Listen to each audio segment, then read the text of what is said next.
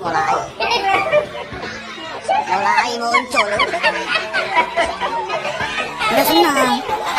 Tresna ke tutukno karepmu. Ana temen tuturamu, ana temen tuturamu.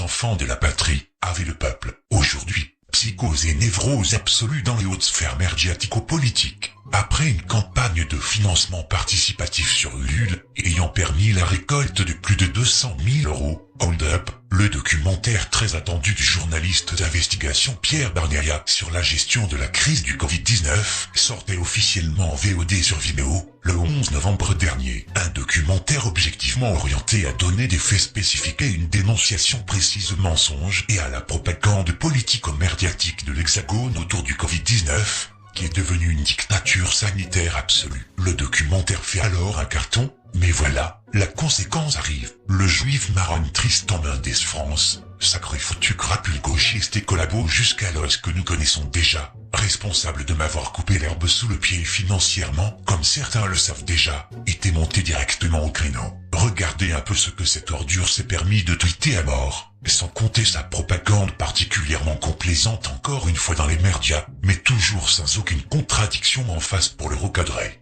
Pour les thèmes abordés, c'est à l'avenant, forcément Bill Gates et Rockefeller, le Great Reset, les dangers du masque, défense de l'hydroxychloroquine et raoult, remise en cause de la létalité ou l'origine de la Covid-19, armes biochimiques, 5G, et réduction volontaire de la population.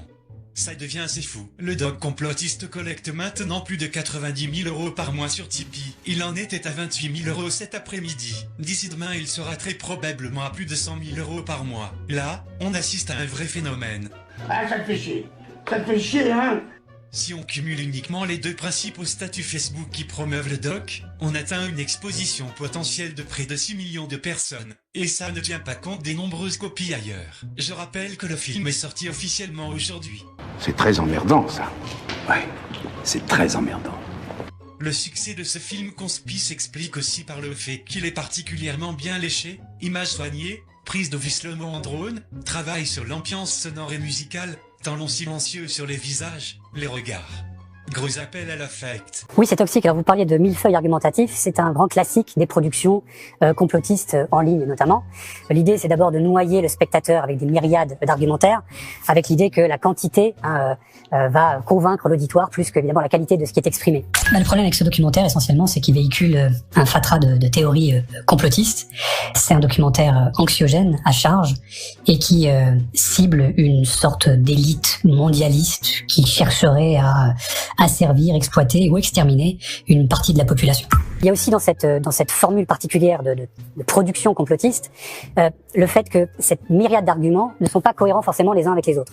Ils peuvent se contredire. Ils peuvent se contredire. D'ailleurs, on va dire d'un côté que le coronavirus n'est pas si grave que ça, et de l'autre que le coronavirus est probablement utilisé par l'élite mondiale pour exterminer, le terme est utilisé, une partie de la population. On en parlait hier dans le journal avec le rapport sur la lutte contre la désinformation. Ce sont à nouveau les réseaux sociaux qui sont pointés du doigt. Ils offrent une exposition démesurée à des propos marginaux. Face à l'ampleur prise par le phénomène, la plateforme de partage de vidéos Vimeo a retiré le documentaire, mais il reste accessible sur d'autres sites. Et selon Tristan Mendes France, il est crucial d'agir avant que les internautes n'aient accès à ces contenus. En gros, ça permet à chacun de projeter ses propres craintes, ses propres inquiétudes, ses frustrations, et d'aller faire une sorte de cueillette dans les arguments. C'est qu'on va chercher les angoisses de chacun de ceux qui vont regarder le film. Oui, ou chacun, vont pouvoir s'y reconnaître. En tout cas, tout le monde va s'y reconnaître. C'est très difficile de lutter contre ce documentaire du moment qu'on y a été exposé. Si quelqu'un a été exposé à ce documentaire, je crains que ça va générer dans son esprit, s'il n'y a pas de distance critique, une vraie confusion par rapport aux contraintes sanitaires dans lesquelles on est, va probablement éveiller des suspicions, pourquoi pas de l'animosité envers les autorités, le gouvernement. Et c'est ce qui explique une partie de cette audience, c'est que chacun peut se reconnaître dans ce documentaire. S'il a une angoisse, une inclinaison idéologique, c'est un projet politique d'ailleurs. Ce documentaire est fortement idéologique et politique. Je pense que la meilleure façon de lutter, c'est de prévenir ceux qui ne l'ont pas encore vu, qui n'ont pas encore basculé, et de leur dire qu'effectivement ce documentaire est à la fois dangereux, plein de contre-vérités, et qu'il joue joue essentiellement plus sur l'affect que sur la raison. Au vu de ces réactions épidermiques sur les réseaux sociaux, on se demande si ce parasite ne serait pas l'attaché de presse des conspis de tout poil. Fidèle à sa noble fonction de sale collabo planqué derrière son ordi, l'agence social-lotioniste formée pour détruire les moyens de survie des gens comme moi, au lieu de l'ignorer simplement, tente d'avertir les autorités du drame qui était en train de se passer. Voici un florilège de ce matraquage médiatique hélas, et ils m'ont toujours pas pigé depuis, fera une pub monstrueuse tout en assurant ce documentaire à un gros carton particulièrement certain. Ce film qui se présente sous la forme d'un documentaire entend démontrer en 2h43 que le Covid-19 est une manipulation politique avec la complicité des médias entre autres. Il n'y a qu'à voir son affiche d'ailleurs qui fait assez peur. Et entendre les JT. Le but est de dénoncer les mensonges et la manipulation de l'État, des médias, du corps médical à propos de la pandémie. Les thèmes abordés ne sont pas bien nouveaux. La population soumise à un nouvel ordre mondial, la remise en cause de la létalité et l'origine du coronavirus, notamment créé par un laboratoire, l'Institut Pasteur, qui est mis en cause. Déjà plus de 3,5 millions de personnes ont vu ce film. Dans ce film, au total, il y a 37 intervenants présentés comme des experts. On y retrouve par exemple le médecin Christian Perron, fervent soutien de Didier Raoult, et des théories conspirationnistes dont on a beaucoup parlé sur ce plateau. Hold Up, le titre de ce documentaire complotiste diffusé sur Internet. Un film qui remet en cause les politiques déployées pour lutter contre le coronavirus. Il a été financé par des cagnottes en ligne et il fait intervenir des spécialistes parfois contestés par le monde scientifique. Et il inquiète surtout le gouvernement et la majorité, Jacques Serret. Mais pour attester les fake news, à l'appel Libération décrypte au moins 10, selon lesquels par exemple c'est Bill Gates qui a tout intérêt à ce que ce virus fabriqué par l'homme circule dans toute la planète parce que l'objectif à ce terme, ce serait de nous insérer une puce et de nous contrôler. Et bien pour attester tout cela, il n'y a pas que des experts. Le réalisateur interroge également des taxis. On peut y entendre les témoignages de scientifiques, de médecins français et étrangers, un panel d'intervenants riches, mais le discours est toujours le même, relativiser l'épidémie, le coronavirus n'est pas grave, le masque ne sert à rien, et paradoxe, le film pointe les failles du gouvernement qui n'a pas anticipé leur distribution. Au final, Hold Up instille l'idée que les dirigeants politiques et les scientifiques seraient de mèche, voire corrompus au seul bénéfice des industries pharmaceutiques. C'est un film financé à hauteur de 200 000 € par des internautes. Il est disponible à la location sur plusieurs plateformes de partage de vidéos depuis mercredi, après une campagne de teasing sur les réseaux sociaux le mois dernier. Et il prétend faire toute la lumière sur un vaste complot mondial entre Covid, 5G et nanoparticules, un complot dont l'objectif serait d'anéantir une partie de la population. Pour la députée En Marche Coralie Dubost, ce documentaire est complotiste. Il y a des faux liens logiques qui sont créés, qui relèvent de la nature de la théorie du complot et se présentant comme un documentaire, et c'est bien tout l'aspect qui est gênant. Oui, en fait, j'étais pas du tout étonnée du contenu de ce documentaire. J'ai trouvé d'assez piètre qualité. Comment J'ai trouvé d'assez piètre qualité.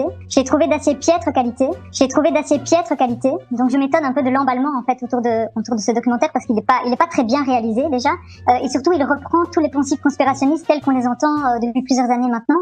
Alors ce documentaire il est payant 5 €, il est dispo en ligne, mais certaines plateformes un peu gênées sont déjà en train de le retirer comme Dailymotion. Le producteur lui n'a fait qu'une interview télépromo, c'était chez CNews. C'est l'ex-producteur de la Carte au Trésor sur France 3. Et oui, et il avait une façon très particulière de défendre son doc. Pourtant, une ex-députée En Marche, Martine Vonner, intervient dans ce film, elle n'y trouve rien à redire et assume complètement. Dès que quelqu'un s'écarte d'une forme de pensée unique, il est taxé de complotiste. Alors je ne sais pas, il y a un moment où je me dis que c'est presque une qualité. Ce sont à nouveau les réseaux sociaux qui sont pointés du doigt. Ils offrent une exposition démesurée à des propos marginaux.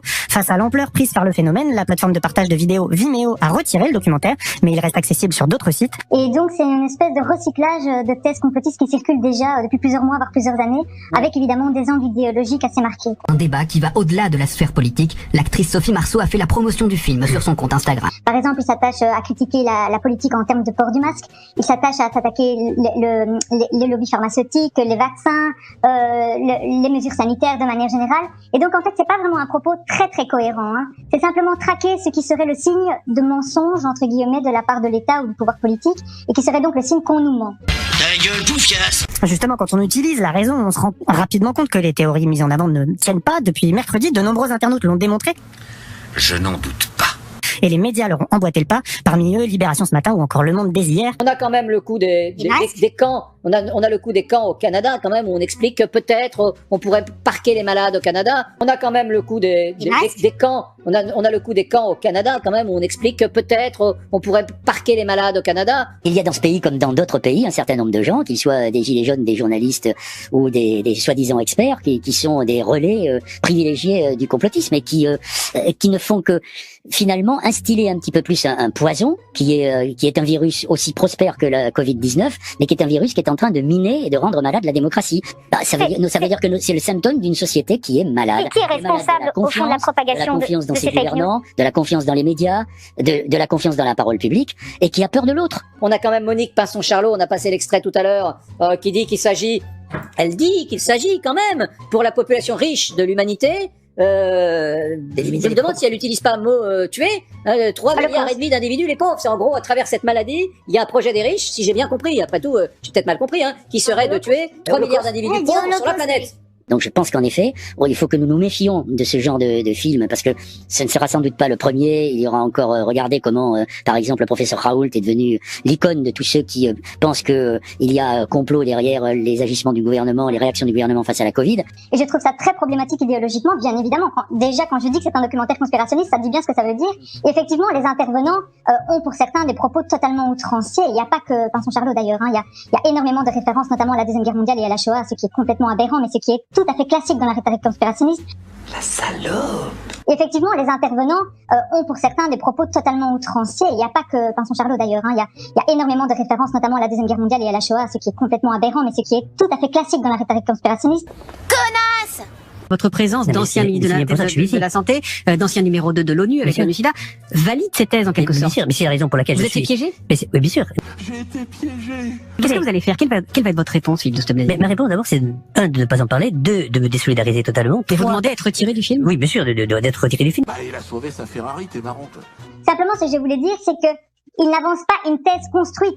Il n'avance pas des preuves du complot mondial, parce qu'il n'y en a pas, évidemment. Il s'attache plutôt si vous voulez, à traquer toutes sortes de phénomènes épars pour voir une espèce de pseudo-unité à travers ces phénomènes épars. Ah, pour finir en cause. Bon ben voilà, encore le même discours de miséreux intellectuels avec le vocabulaire récurrent, complot, complotiste, délire, fantasme. Le pur concentré de cette pensée inférieure et névrosait-elle le gauchisme, à tel point qu'ils nous répètent encore et encore ce que vous devez penser comme eux, nous faire croire que c'est pour notre bien, qu'ils nous ordonnent de penser ce qu'ils veulent que nous pensions. Évitez de regarder ce documentaire, car cela peut nuire à votre santé. Pour votre protection, évitez de le regarder. N'allez pas le voir. C'est complotiste. Ne faites pas cette folie. Mais au final, ah bah merde, trop tard, mon doigt a glissé. Ça, c'est con. On se permet de faire valoir l'idée que ce documentaire ne vaut rien parce qu'on fait intervenir des soi-disant médecins et scientifiques qui en réalité ne se soumettent plus à ce consensus scientifique imaginaire, comme étant le seul et unique. Mais aussi on pointe le doigt comme quoi on donne la parole à des chauffeurs de taxi, comme si ces gens-là n'avaient pas le droit d'avoir une opinion propre, à l'arrache. Bref, ne vous en déplaise, chacun a le droit d'avoir son opinion, et allez vous faire mettre. Oui, moi j'ai envie de prendre un tout petit peu de recul et je vous répondrai tout de suite. Il y a un virus qui progresse de manière planétaire, c'est le complotisme. Oh là. Ah, ça y est, les grands mots, c'est reparti. Et je vais vous donner un exemple. Ce virus du complotisme qui progresse notamment dans notre pays, sur les réseaux sociaux, nous sommes tous responsables de faire barrage. Là, monsieur Cossé, le dernier passage, la dictature, non. Là, ça s'appelle pas une dictature. Moi, je vais vous envoyer dans des pays de dictature. Je vais vous envoyer en Corée du Nord. Et vous verrez ce qu'est la véritable dictature. Donc ce témoignage, le dernier, on peut le récuser absolument. On peut effectivement dire qu'il y a une psychose, on peut dire que les mesures sont trop fortes, etc. Mais ce témoignage-là, il est forcément récusable. Mais en même temps, c'est la liberté d'expression. Il y a quelque chose de très important, c'est d'identifier ce complotisme qui sort complètement du consensus scientifique. Alors je donne un exemple, c'est le film Hold Up. C'est même pas un film, c'est un pseudo-documentaire que vous pouvez trouver sur Internet. Je me dis, punaise, c'est quand même hallucinant de voir tout ce que là j'ai entendu, mais on va revenir justement sur les propos qui viennent d'être dits. J'ai juste envie de dire, mais attendez, les gars, dans quel pays sommes-nous, quoi? La liberté d'expression, elle n'est pas réservée à Charlie Hebdo, il me semble. Oui. Je veux vous dire, Madame Mabrouk, que j'ai été extrêmement choquée que l'un de vos confrères, Pascal Praud, ait reçu le producteur de cette chose, que je n'ose pas appeler documentaire, qui est un ramassis de toutes les thèses complotistes les plus inquiétantes qui soient. Ça va de la remise en cause de la dangerosité du virus. Vous n'avez pas encore parlé, Philippe Bédia. Moi, j'aurais voulu poser une question à... Pourquoi vous riez? Attendez, pourquoi vous riez? Non, parce que vous, en quelque sorte, vous vous adressez à moi et je ne peux même pas vous répondre. Ah bah si, répondez après Philippe Bilger.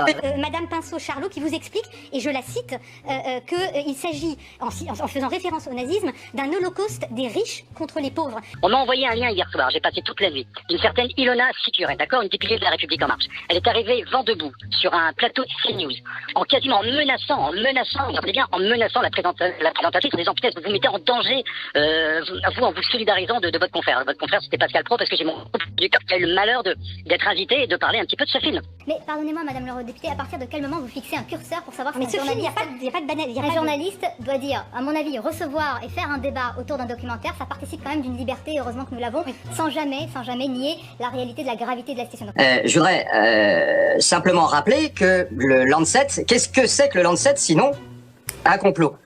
Sinon le fait de manipuler des chiffres. Qu'est-ce que c'est que la crise du Lancet, à votre avis? Et par rapport au... Ah, bah là, vous avez été coupé malheureusement et on va croire qu'on vous a coupé. Complot! On a coupé Monsieur Côté. C'est donc un film d'une extrême gravité. Je voudrais que nous soyons tous responsables sur ce que nous laissons circuler. Et quand il y a un film comme ça, quand il y a une chose comme ça qui circule, je crois qu'il est de la responsabilité de CNews, qui est un média que je respecte et je suis là aujourd'hui. Mais je crois que c'est important que votre chaîne et que votre collègue se positionnent de manière beaucoup plus forte sur ce film, qu'il a présenté comme ayant un parfum de complotisme. Ce film pose des faits, pose des informations que j'ai absolument pas inventées et suscite le débat. Il doit susciter le débat. Mais la réaction de cette femme, qui a été une réaction épidermique vive, je me suis dit tiens, ça c'est pas naturel. Je suis spécialisée en liberté d'expression, je sais combien parfois c'est difficile de mettre le curseur, mais ce film-là, c'est une bombe atomique complotiste. Maintenant, j'aimerais, si possible, que l'on puisse réévoquer encore cette question du Lancet. Ouais, alors c'est très le Lancet, mais c'est vrai que le Lancet va dans la thèse, parce que le Lancet a fait une étude bidon sur l'hydroxychloroquine. Mais tout le monde est d'accord dessus, donc s'il y avait complot en même temps, on n'aurait pas reconnu que cette étude était bidon puisque ça a été démonté immédiatement. Mais vous ne pouvez pas aussi, et avec tout le respect que je vous dois, et vous accueille avec grand plaisir, on le refera très souvent, venir sur un plateau de télévision et dire comment quelqu'un, un journaliste, doit s'exprimer par rapport à une information que vous considérez qu'on peut dénoncer comme complotiste ou pas. Je veux dire, heureusement qu'il y a encore... Vous avez un doute? Donc c'est pour ça que moi j'ai toujours du mal avec les complotistes. Mais je vous remercie en tout cas, Monsieur Cosset. Qui orchestre cela? Mais qui orchestre ça, Brigitte Millot? C'est quoi, qui orchestre ça? Justement, les intérêts. Il y a un énorme business à faire. En jeu, il y a quelque chose comme 850 milliards. Ça c'est complotiste ce que vous dites. Bon, en tout cas... Bah voyons, j'en étais sûr, andouille. Je suis surprise moi, si vous voulez, j'ouvrais la voie à une clarification. Je vois que vous allez dans la même direction. Mais ce film est une bombe complotiste. Vous permettez pas le présenter en responsabilité. Vous faites de la pub depuis 5 minutes alors.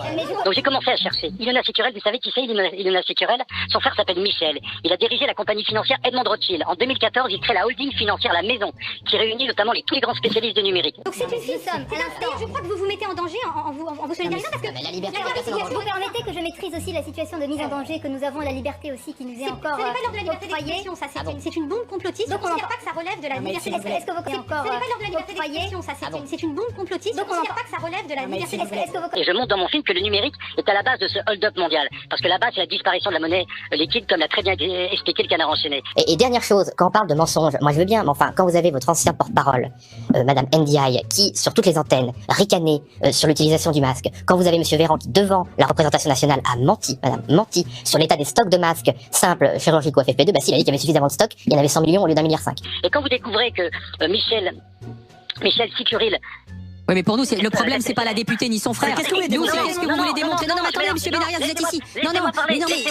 Mais oui, mais moi, je veux simplement que vous expliquiez votre film. Qu'est-ce que vous voulez démontrer? Quand vous avez le gouvernement qui a ricané quand on demandait le contrôle des frontières, alors que c'est le contrôle des frontières qui a permis à Taïwan, au Vietnam, au Japon de ne pas avoir d'épidémie chez eux, écoutez, un peu de modestie sur ce qui est la vérité, ce qui ne l'est pas, et sur le charlatanisme et ce qui ne l'est pas. Parce que Madame NDI, franchement, plus charlatan que ça, tu meurs.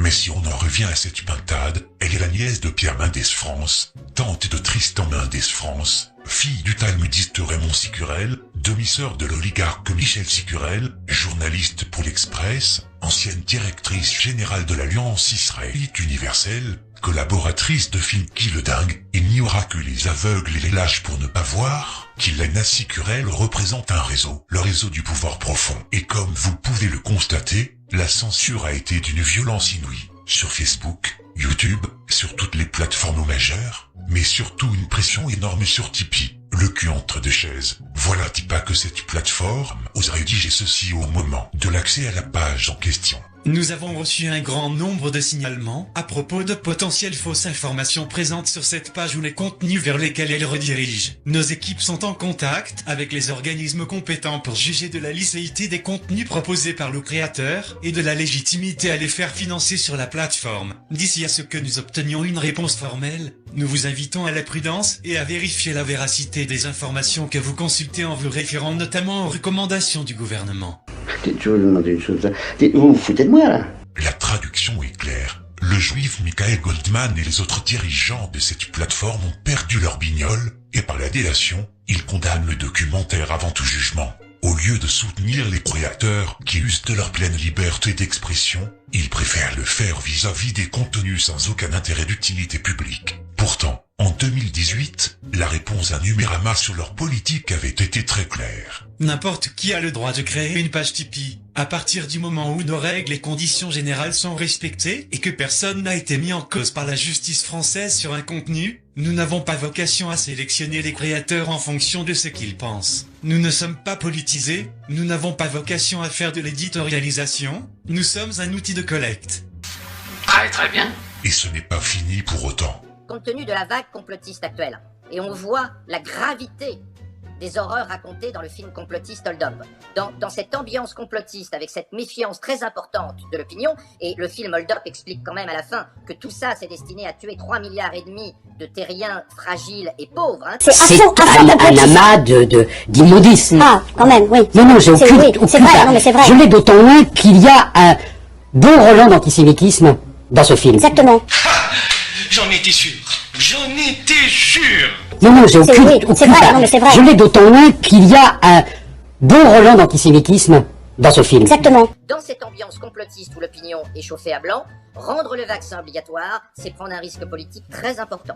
Il ne faut pas sous-estimer la gravité de la crise complotiste en France. J'invite les journalistes ou les gens qui font les études à regarder sur les gens cités qui sont responsables, qui sont les mauvais, qui sont ceux qui veulent tuer l'humanité, qui veulent faire cet holocauste dont parle cet illuminé qu'on vient d'entendre. Eh bien, cette élite-là, regardez le nom, il y a 80% de gens qui sont des personnalités juives. Le tsunami complotiste est tellement grave en France qu'il faut faire attention et qu'il ne faut pas prendre l'opinion à rebrousse-poil parce qu'elle a été manipulée par des gens malfaisants, anti-scientifiques, sectaires, charlatanesques, qui l'ont transformé et qui l'ont vraiment conduit dans la mauvaise direction. Donc il y a tout, on est voilà. Donc c'est pas un tantinet, c'est aussi stupide de dire ça que dire que le film Le Juif Sus était un tantinet antisémite ou un tantinet nazi. Tout ce discours complotiste qui a été porté par cet ignoble film qu'est Hold Up a un impact extrêmement fort sur l'opinion. Donc nous devons en tenir compte, il va falloir faire beaucoup de pédagogie, car le mal qui a été fait par Hold Up est considérable, y compris chez des gens diplômés, chez des gens qui ont fait des études. Cela touche toutes les classes sociales aujourd'hui, ce complotisme, ce raz-de-marée complotiste. C'était des immondices, c'est un cloaque. Et c'est d'autant plus embêtant que ces immondices se répandent de façon séparée depuis des mois sur les réseaux sociaux. Alors là, il y a un montage, ça dure 2h40, c'est un objet que peut-être vous présenterez à vos étudiants, mais c'est très embêtant de voir la façon dont c'est reçu, parce que c'est cru, les gens le croient. C'est tout. Pour l'instant. Qui sont devenus complotistes. Alors, Philippe Douste de Blazy, en l'occurrence, a vu que le film allait trop loin, il s'est retiré, il a vu à quel point ce film était monstrueusement complotiste et anti-scientifique. Les gens le croient de plus en plus. Pas pour l'admirer, je leur montre la propagande de Daesh. Comme un contre-exemple. Et de la propagande stalinienne. Mais ceux qui le regardent et ceux qui le tweetent et ceux qui l'encouragent, ils le prennent au pied de la lettre, et ça c'est très ennuyeux. Que quelqu'un me refoute au frigo. Entre ce salcon odieux et suffisant, qui nous colle des termes météorologiques autour du mot magique, qu'on finit par connaître, et ces dégénérés qui nous font le coup de l'antisémitisme imaginaire, on a repoussé les limites. S'il y a du relent antisémite dans ce docu, comment expliquer la présence de quelques intervenants juifs? Je dis ça, je dis rien. Si on en revient à cette vermine, il s'étonne de voir le réalisateur du documentaire le bloquer sur Twitter. Pas la peine de lui expliquer pourquoi son cerveau ne suit plus. Mais cette ordure qui se permet de projeter les craintes et les frustrations des autres, il suffit de constater les siennes. Ce qui m'inquiète avec ces productions complotistes en ligne, c'est le fait qu'elles mettent une cible sur ceux qu'elles accusent. Hold Up nomme des coupables tout en parlant d'exploitation de masse, de l'Holocauste. Le risque, qu'une personne crédule bascule dans la violence. Pauvre type, espèce de con, t'es vraiment rien qu'une merde. J'ai pas bien compris. Quand il parle de personnes crédules qui basculent dans la violence, il parle de lui-même, donc, s'informer est lié au fait que nous soyons crédules et donc de potentiels terroristes auteurs de violence. La vraie violence n'est-elle pas plutôt liée aux conséquences de la gestion de cette crise? La violence, c'est vous qui la répandez en culpabilisant les gens sans arrêt, en les infantilisant, en gérant leur vie du matin au soir, en les empêchant de vivre. La violence du peuple sera plus que légitime. Les tyrans et la violence, c'est vous. Et puis je me pose des questions sérieuses sur le documentaire Hold Up. C'est bizarre ce tapage médiatique si soudain autour de ce documentaire, le dénigrant ou non, au lieu de l'ignorer tout simplement. Depuis quand un documentaire complotiste et dérangeant fait-il la une de Libé par exemple? En faisant ce qu'ils font, ils attisent la curiosité des gens à aller le voir et augmenter sa visibilité. Est-ce que par le biais de ce tapage surprise, ne serait-ce pas le meilleur moyen à ce gouvernement d'ordure de justifier de nouvelles lois dites anticomplotistes? Pour tous nous censurer légalement sur les réseaux sociaux, je ne suis finalement pas tombé si loin. Parce qu'il ne faut pas le voir comme une atteinte à la liberté d'informer ou à la liberté de la presse ou au travail des journalistes. Il faut le voir justement comme une protection pour les journalistes aussi, pour ceux qui font vraiment leur boulot, qui font un vrai travail d'investigation, qui donnent de l'information et de la vraie information. Et il faut essayer de mettre fin à certains types de comportements qui finalement poussent plus à la désinformation qu'à autre chose. Parce que les textes qui répriment cela sont inscrits dans une vieille loi que vous connaissez bien, qui est la loi de 1881, qui protège les journalistes. Et c'est ça aussi qui alimente toutes les thèses complotistes, etc. Il y a tout ça derrière également. Donc il n'y a pas de volonté de mettre d'entraver la liberté d'informer. Tout à fait. Or aujourd'hui, elle ne protège pas que les journalistes, elle protège, pardonnez-moi, toutes ces canailles qui diffusent la haine comme cela et le venin de la haine sur les réseaux sociaux. Donc j'ai voulu distinguer les journalistes, que j'entends bien sûr mettre de côté, et il faut qu'ils soient encore protégés par cette loi qui d'ailleurs a été faite pour eux. Au contraire, et je crois même que c'est un service à rendre aux journalistes, parce que moi je vois beaucoup de journalistes sur les réseaux sociaux qui souvent dénoncent certains types de comportements aussi par rapport à certaines personnes. Et j'entends exclure de cette loi tous ceux qui se comportent de cette façon. J'ai d'ailleurs consulté pendant plus de 2 jours tous les patrons de presse, tous les syndicats de journalistes. J'entends évidemment protéger la presse, bien sûr, et sa liberté d'expression, mais j'entends que tous ceux qui diffusent la haine soient immédiatement déférés devant la justice. Sac à merde. En résumé, d'un côté, on veut protéger la presse officielle, encartée, autorisée, celle qui dispense la vraie information validée par les autorités. De l'autre, on veut condamner la presse clandestine, indépendante, alternative, rebelle, celle qui sera taxée de complotisme et dénoncée par Raducon Moretti par les journalopes. Et pour finir, le mot de la fin. Ce que je retiens dans ce film, Hold Up, dans ce documentaire, c'est qu'il y a une chose, c'est en disant à quelqu'un qu'il est en danger de mort qu'on peut mieux le contrôler. Mais c'est la vérité. Il suffit de dire à quelqu'un qu'il est en danger, automatiquement il se met en alerte, il a peur, et si on lui donne les clés pour sortir de ce danger, en tous les cas, on lui explique pourquoi il est en danger, là il est à notre botte, on en fait ce qu'on en veut. Voilà, encore une fois, ce documentaire, c'est un documentaire qui est assez bien ficelé. Après, évidemment, on peut tout dire et tout entendre, on peut dire effectivement que tout est faux, on peut dire que la moitié est faux, mais ce qui est intéressant de voir, c'est que l'exécutif et les journalistes qui sont à la botte de l'exécutif sont en train de le détricoter en disant que tout est faux, y compris la phrase que je viens de citer, quant à savoir,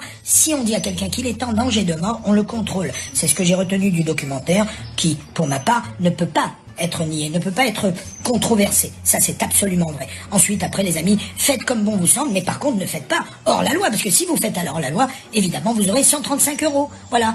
Paraît-il que c'est 135 majoré après 250, puis la 3e fois, en cas de récidive, une peine de prison. C'est merveilleux, les amis. Vous qui êtes au gouvernement, à tous les gouvernements, vous nous tenez, vous êtes très bons. Nous avons juste peur de vous plutôt que du corona bidule. Voilà. Et alors, ce qui est assez sympathique aujourd'hui, c'est que je regarde un petit peu ce qui se dit dans les médias. Forcément, c'est pas parce que je ne les aime pas que je n'écoute pas. Hein. Il faut toujours essayer de s'inspirer de son ennemi, d'écouter ce qu'il dit. C'est assez intéressant. Ce qui est intéressant, c'est que là, on assiste à apparemment une petite décroissance des cas ou des hospitalisations. C'est normal. Vous allez nous donner la récréation pour Noël. Hein. Il faut une petite récréation pour après nous refrapper, nous reconfiner, nous repunir. C'est normal. Donc, eh bien, écoutez, il y aura peut-être un petit Noël avec 8 ou 10 personnes. Mais s'il y a une 11e personne, écoutez, c'est simple, il n'y aura qu'à la laisser sur le palier. Moi, ce que je prévois, c'est qu'il y aura des Noëls clandestins. Lorsqu'on prive une personne d'une information, elle sera bien plus attirée par celle-ci. Sur Internet, on parle aujourd'hui de l'effet Streisand, qui est en réalité une conséquence de la réactance. Non seulement la personne sera plus attirée par l'information censurée,